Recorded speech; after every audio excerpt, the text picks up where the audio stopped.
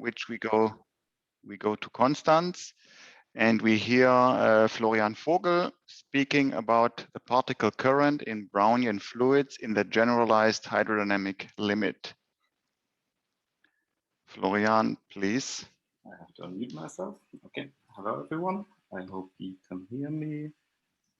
Let's start full screen mode. Okay. I hope that you can see me going through my slides as well. Okay. Now we can start. So, yeah. Hello, everyone, and welcome to my talk about the particle current Brownian fluids in the generalized hydrodynamic limit. More concretely, I'll be talking about arising superadiabatic contributions under shear. And what we want to claim is that as soon as viscoelastic effects become important, the density is not the only control parameter in the system.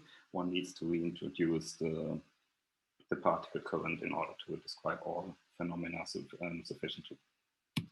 The introduction about the outline of my talk, I'll first start with an introduction explaining phenomenologically why the usual DDFT approach and the so-called adiabatic approximation is not sufficient, and that one needs to introduce correction terms in the equation of motion for the particle current. And then in points 2 and 3, I will try to determine these new terms, and then at the end I give a short summary. Okay, why are we actually interested in this? What we want to do is we want to investigate viscoelastic materials, for example, colloidal system close to the glass transition. And here we notice that, well, the system develops a rigidity with respect to stress. Schematically, the situation we want to investigate is depicted in this figure taken from Error of Krüger 2014. What we do is we have our colloidal system and we apply shear rate of an external velocity field, for example, pointing in x direction, while the strength only depends on the y direction. And we want to see how the system answers, which is schematically presented here in this picture on the right. And the thing is that particle interactions screen off the external velocity field, and it's unclear how the system replies to the perturbation. We have already seen this equation today by Salome. We have here the particle current given by the external perturbation plus this divergency of the stress tensor, and here an external potential taking care of, for example, boundary conditions. And this equation is also familiar from Salome's talk. Here is the constituting equation for the divergency of the stress tensor. The first term gives more or less the pressure. And here in this integral, we have the 2-point function, and here the particle interaction. And now the question is how to deal with this 2-point function or the particle or the density-density correlation function. And what DDFT usually does is it's to relate it to the equilibrium value. But actually, it has been known for a while that this is insufficient if one encounters shear. Okay, why is that? The reason is basically depicted in this on this slide. We have here this conservation equation for the density. It relates the time derivative in the overdamped system to the stress tensor, while the stress tensor in linear response is given by this integral equation, and the kernel is depicted in this figure here to the right, where one sees what quite complicated a Shelby pattern with eight lobes, 4 of them being negative and 4 positive. So basically one has an anisotropic complex shear pattern, and that leads to a non-affine particle motion perpendicular to the external shear rate. And yeah, because of that, the 2-point function is definitely different to the equilibrium value. And even worse than that, being close to the, for example, glass transition, the stress correlation we saw in the previous slide, they become both long-ranged and long-lived, meaning that also the pair correlation decays slowly in comparison to the density fluctuation, meaning the adiabatic assumption that one can approximate this 2-point function with the direct correlation function is, well, is simply wrong, and hence one has to introduce correction terms in the equation of motion for the current, Here, the right-hand side is the usual DDFT expression with this the pressure being the functional derivative of the excess free energy with respect to the density. And what we now claim is that this new term, taking care of super adiabatic contribution, has to be a functional of the density and of the current as well, meaning that we have to reintroduce the particle current as an important system intrinsic variable. Okay, and how do these, well, super adiabatic contribution concretely look like? We first determine them using a generalized hydrodynamic framework, where the general goal is to describe the slow modes of a Brownian system. And we start with an overdamped Lativar equation or Brownian equation of motion, where gamma 0 is the friction coefficient, F the capital F, the total force acting on the adjacent particle, and small f is, well, a noise term, Gaussian a white noise term. And what we do is that we define the density and the particle flux using a constraint function phi, meaning we do not consider a local theory, but rather we disregard fluctuations on the atomic scale and only consider spatial variation on spatial length scales, for example, density fluctuations. Then Newton's third law gives the stress tensor, which in homogeneous systems, the diagonal elements are, well, given by the pressure, and off-diagonal elements are given by super adiabatic contributions.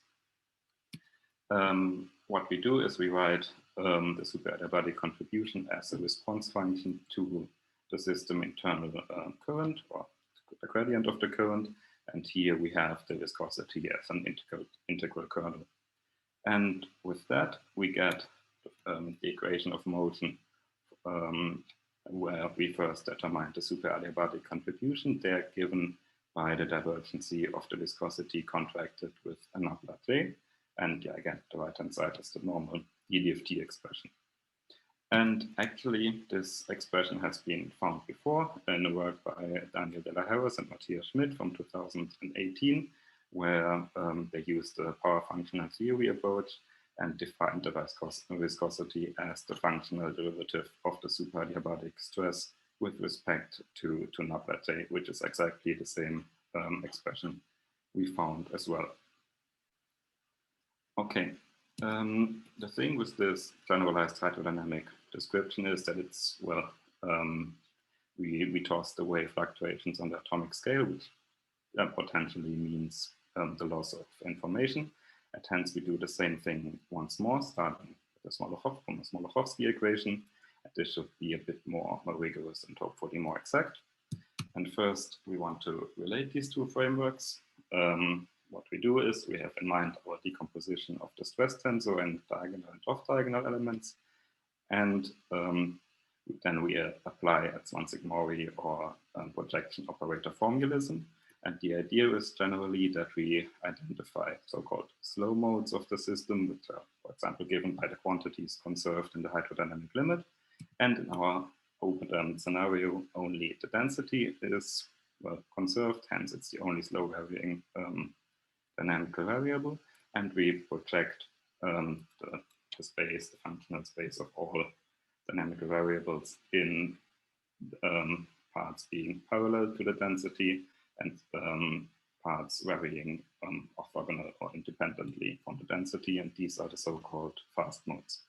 And then our idea is that super adiabatic stress contributions are uncorrelated with the density fluctuations, and this gives this identification that sigma super adiabatic is given by the linear response of the hydrodynamic limit of the elements of the stress tensor orthogonal to the density.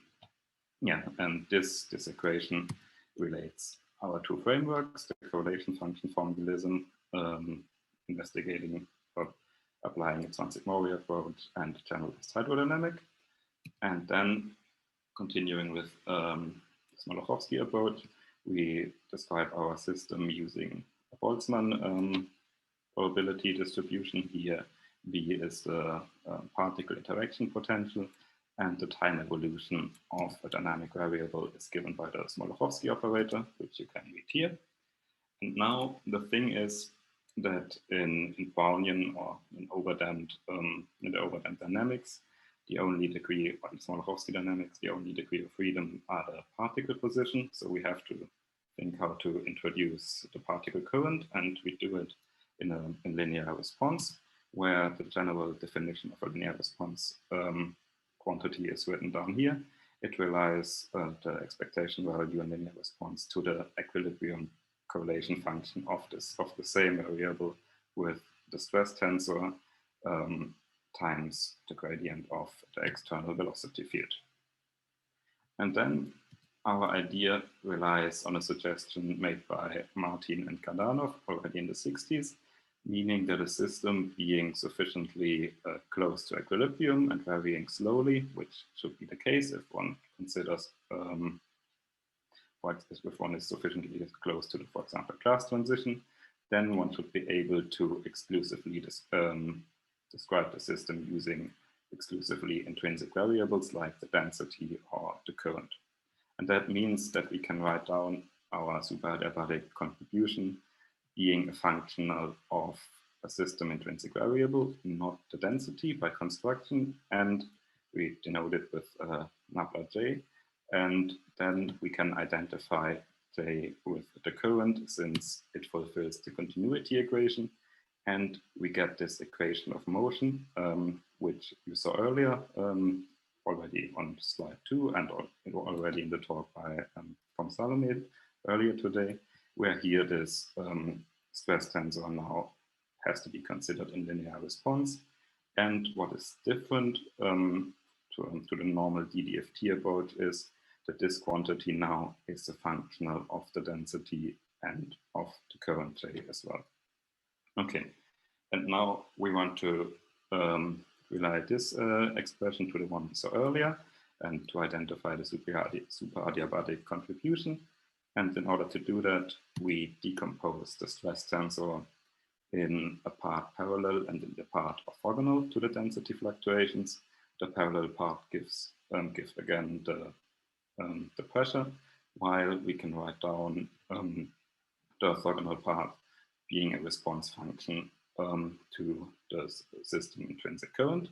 And here we have this integral kernel being again the viscosity, but contrary to the hydrodynamic description, now we can actually state the constituting equation.